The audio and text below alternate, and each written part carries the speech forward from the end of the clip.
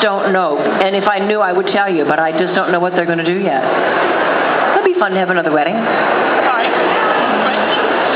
We all good? Everybody fine? I just had one. Here I am. Stand up, honey. There you go. I heard you mention children and raising children. Would you mind mentioning your family? Tell us how they're doing and what they're doing. You know, one of the things I didn't talk about yet that I'll talk about briefly is that one of the greatest gifts ever given to me in my life was the gift of my children. And they got given to me by a wonderful, generous, selfless woman who carried my children for me. I had a surrogate mother, and I tried for many, many years to conceive through several marriages and disappointment and upset, and met Robin. She said, I'm your girl. We went through an agency and developed a lifelong friendship that produced two fabulous boys. For her, they produced a set of twins and another child. She has 3 children of her own. And she still comes to my children's birthday parties.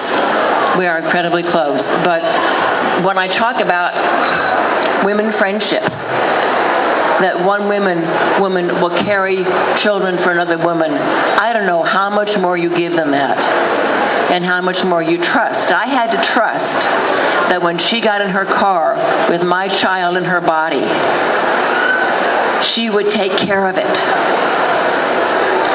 She had to trust that after she gave birth to my first son and put him in my arms, that I would keep him safe for the rest of his life.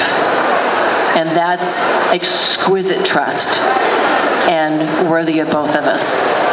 My eldest son, David Atticus Somer, he's 5 and he just went to college. He's in college in Paris and loving every moment of it. This was not a showbiz kid who just landed the lead in Grease. So Tully and I, my youngest, flew over last week when we were dark to see him and see some rehearsals, and he is fabulous. So that's David. Tully is 17 years old, and he's a junior in high school, doing very, very well. And thanks for asking. They are the light of my life.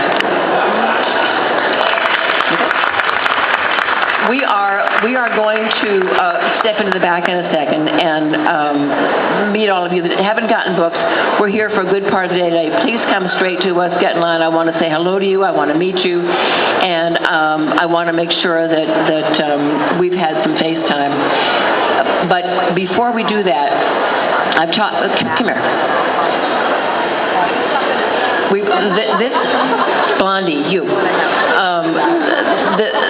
These 2 books that are available for you here are a true labor of love. They began at our kitchen tables with my longest best friend, Lynn Bowman, who we have seen each other through, our first jobs, our first husbands, through, Lynn's infertility and the miracle of her 3 children, mine, the miracle of my 2 children, several marriages, deaths. We both had siblings die. We've shared all of that. And the only way to get through it is with your best friend.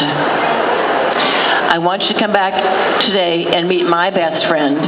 It's the books we wrote together as an excuse to be able to go and do things together, write off the airline tickets, basically. That's the truth. And I thought it might be fun for all of you to see what that friendship has looked like over 40 years. So, John, would you roll that tape for us?